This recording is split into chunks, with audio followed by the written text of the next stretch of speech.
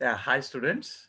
I am Dr. Badrinath, and this video I am explaining about the p-value, level of significance, confidence interval. Three concepts at a time, at a stretch, in a single video I am completing. Okay, and here you can see the diagram. This person, he want to take a decision. So one fellow is showing this direction, whereas another fellow is showing this direction. So in the statistics, when you are going to conclude, okay, you have to take care of the great decision. Your decision should be pakka. That decision depends upon the three factors: p-value, level of significance, confidence interval. 3 points will help you to take a decision to conclude the answer. That I will tell you how to do this. And all. See, in the syllabus, they have given here level of significance, power of tests, p-value, p-value, okay, statistical estimation of confidence intervals, okay. See, level of significance here, what they have given: level of significance, parametric tests, level of significance, non-parametric tests are there. So many parametric tests are there: students t-test, paired, unpaired, chi-square test, and ANOVA, analysis of variance. Here in level of significance, sign test, Wilcoxon signed rank test, Wilcoxon rank sum test, Mann Whitney U test, Kruskal Wallis test. Okay, this in the competitive exams they will ask you what is the which test comes under parametric test, which test comes under the non-parametric test. In some exams they will ask you directly write about parametric tests or write about non-parametric tests. Like only theory part they might ask you. Okay. Here all the tests, each test I have explained in separate videos. Okay, don't worry. In this test we will see the 3 points what we have discussion. See, decision taking. I have already told you in my last video how to construct a null hypothesis, how to construct a alternative hypothesis. That I have already explained in my video. You just watch it. See, first step is the construction of the alternative hypothesis, null hypothesis. That is the first step. Next, you have to do some formula calculations and all, parametric test, non-parametric test. That is the second phase. In third phase, conclusion. In the conclusion part, these 3 points are very important. In conclusion, either you have to accept a null hypothesis or you have to reject the null hypothesis. See here, here question is, you are questioning, this fellow is saying accept a null hypothesis, this fellow saying reject the null hypothesis and accept the alternative hypothesis. Like that, this fellow is saying. So the decision how to take means that I will show you. Three factors helps in the decision taking: p-value, level of significance. It is also indicated by the alpha, alpha. Okay, confidence interval. These are the 3 points. Yeah. See here, you can see whenever you see the p-value. P-value, we can say it is a parametric data or non-parametric data. When you perform a statistical test, you will get one answer. That answer called as a P commonly. That you have to keep in your mind. For example, students t-test. Here you will get a t-value. That t-value is nothing but a p-value. Okay. Whereas see here, Mann-Whitney test. Mann-Whitney U test. Here you will get a U value. It is nothing but P. So parametric different names they will call, non-parametric different names they will call, but your answer is you will get a P value. P value differently it is called. In a T test it is a T. In the Mann-Whitney test it is a U. In Kruskal-Wallis test it is called as a H value. Whatever it may be, P value you have to perform. After getting the P value, you have to compare with the standard P value. See here, this is the table.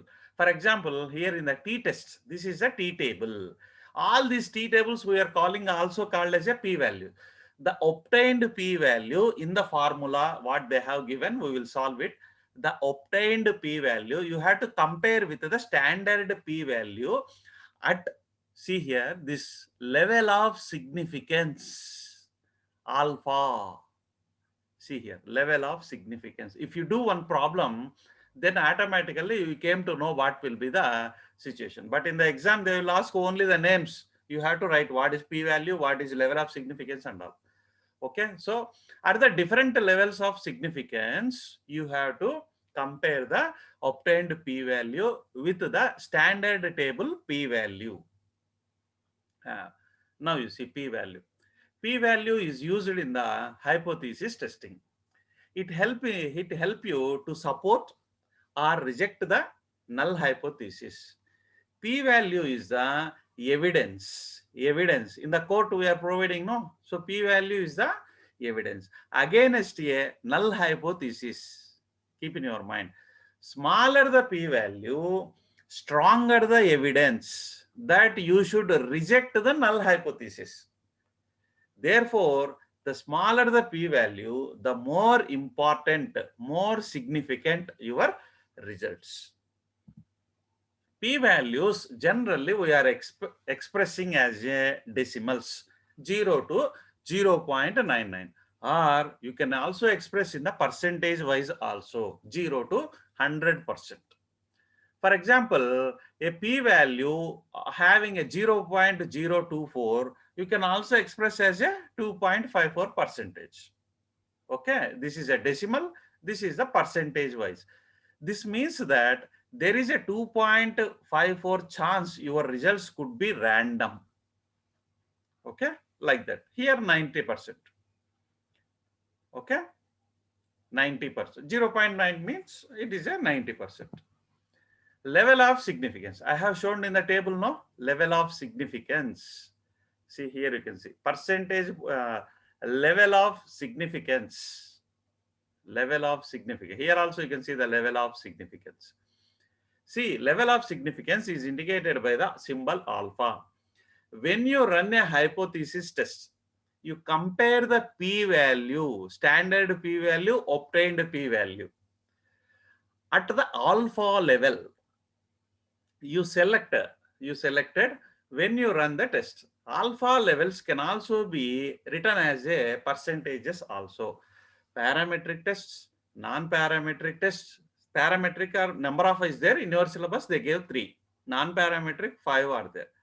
Obtained value compare with the standard value, that is the p-values. Okay.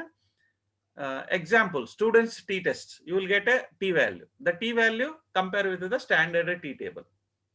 Then you take a decision of the either accept or reject the null hypothesis. This is the alpha level of significance. Okay. Now, so 2 parts is over. Okay. Now, third term, confidence interval.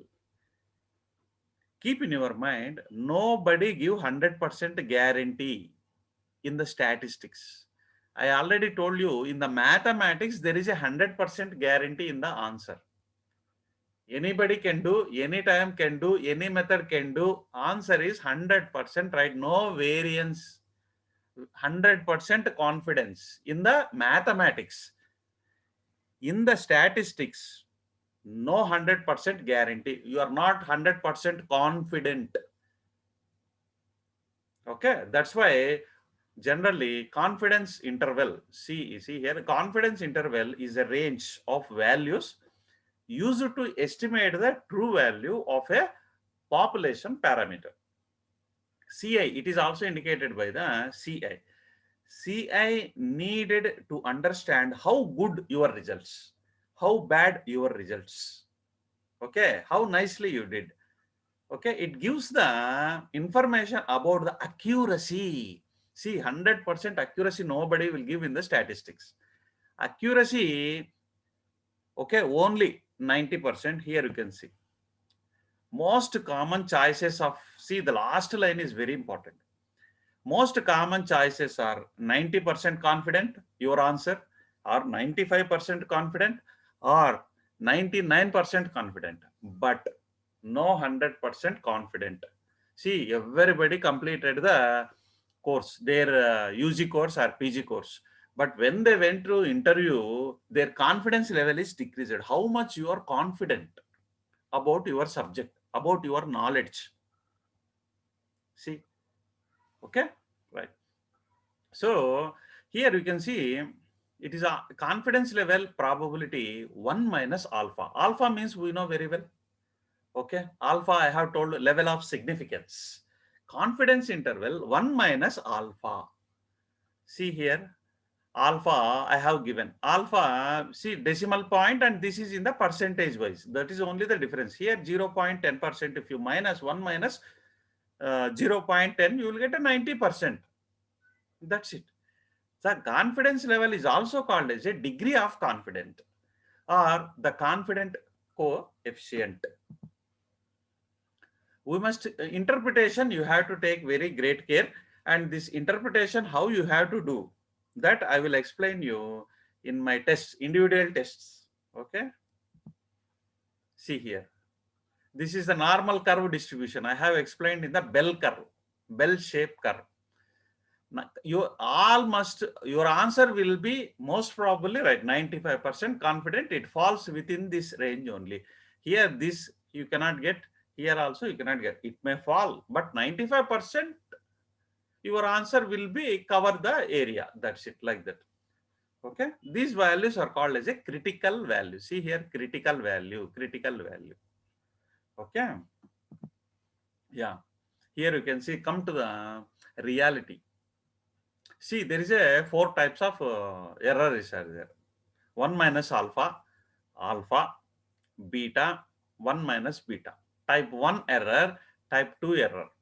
2 errors are there. See, why these errors mean? See, I have already told 100% no guarantee in the statistics answer. Always there is a errors will be there. See, decision based on the p-value. See here, decision you have taken after the completion of your statistics, p-value, either you not rejected, null hypothesis not rejected. So you not rejected the null hypothesis. But actually truth, see here, truth here, you have to reject the, you have not to be rejected the null hypothesis. Here you rejected as per your answer, 95% you rejected. But actually when you come to the truth, you should not be rejected. Then you can say it is a 1 minus alpha, right decision. Whereas here H0 is rejected. You rejected really. Truth is to be not rejected. Okay. So there is a alpha error. This is that. Here both are same. You observe here H0 is not rejected you. Here really you should not to be rejected. So both are correct. So this is a right decision. So here you will get a H0 type 1 error. Actually you rejected, but in fact you should not be rejected. In the same fashion, B also. So only 2 errors, not 4. 2 errors is there. Alpha error, beta error, type 1 error, type 2 error. See, this table is you have to write in the examination. H0 is not rejected, but in truth, to be rejected. Then you can say it is a type 2 error. Okay, no problem. Whatever errors may be, you follow the statistic test, what I will show. That's more than enough for you. Okay. Yeah. Thank you for taking a decision. Take care, decision very carefully. Right. So I will end my session here. In my playlist, I have kept all my subject videos subject wise.